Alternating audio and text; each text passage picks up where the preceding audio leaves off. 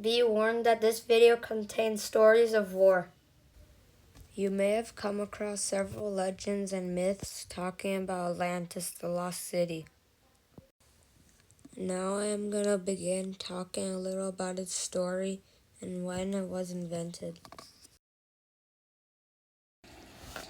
A long time ago, before the Common Era, the Greek philosopher Plato published a book talking about Atlantis and the Atlanteans. In the book Plato wrote, he described how the Atlanteans were extremely powerful. They wiped out every civilization that encountered them, and they were always the winners of any battle. Eventually, the Atlanteans became greedy for more power. They started wiping out civilizations without remorse. The gods eventually decided they were getting too greedy, and they sent tsunamis and big waves and several storms. Lightning struck the civilization and destroyed it, sinking it under the waves.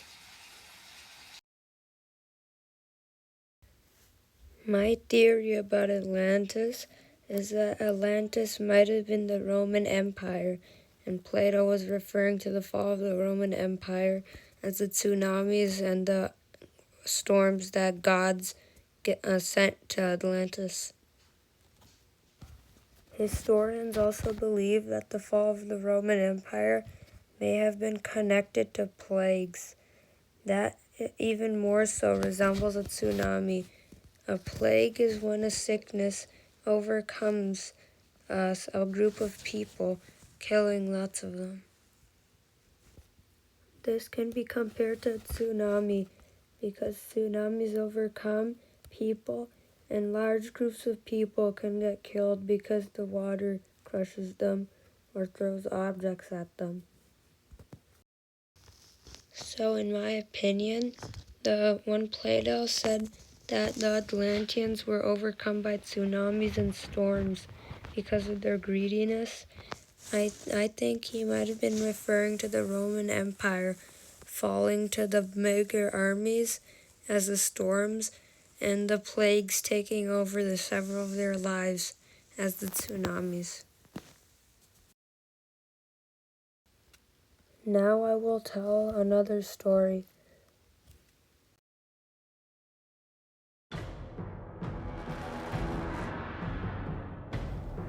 Aristotle had seen several fights in the Colosseum, but he never knew he would be in one.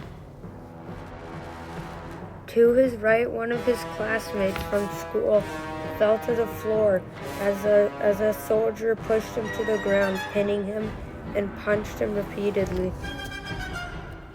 To his right, a soldier whirled around his club, barely missing Aristotle but hitting his teacher from back in school too. The floor was stained with blood. Aristotle had never seen so much of it, even in the Colosseum fights. Aristotle was so scared he could hardly breathe.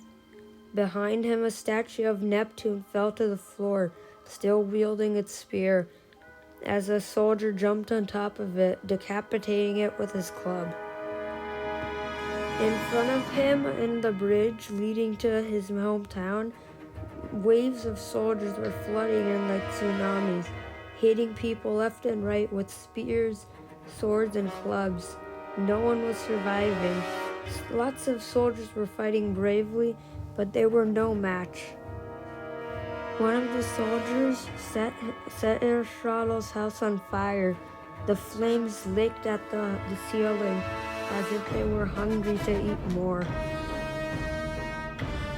Aristotle could hear several children and women and men screaming in the background, but nothing mattered to him except himself at this moment of panic. One of the soldiers on the other side of the bridge fired a catapult at one of the soldiers on Aristotle's side. The soldier flew away as the rock hit him hard in the chest, and then collapsed in a heap near the statue of Neptune. Smoke stung his eyes as Aristotle ran across the streets. He could feel tears forming and falling down his cheeks, but he didn't care. All he could do was escape. Many of his fellow townsmen were falling left and right. No one would survive this attack, Aristotle thought in the back of his head, but he didn't let himself believe it. He had to make it out, and then he had to find his dad and make sure he was alive. Even though Aristotle was thinking about this, he knew in the back of his head that his dad was dead. So was his whole family, all his friends, all his teachers, everyone. No one would survive this absolute ruthless attack. This was only the start of the end for the Roman Empire. Several other towns followed as Aristotle's town had.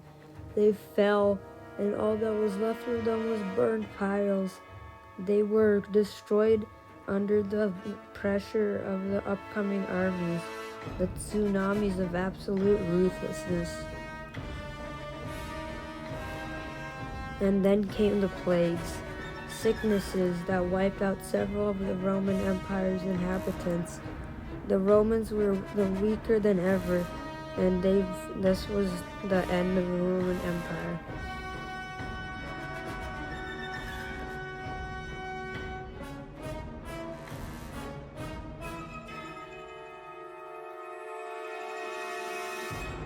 Wait, don't go yet. I'm just going to say that this is a complete conspiracy theory. This does not have much evidence to back it up, but it was still fun to make this video.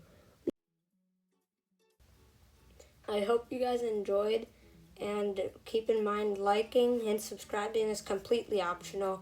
I recommend watching like at least 4 of my videos before doing that.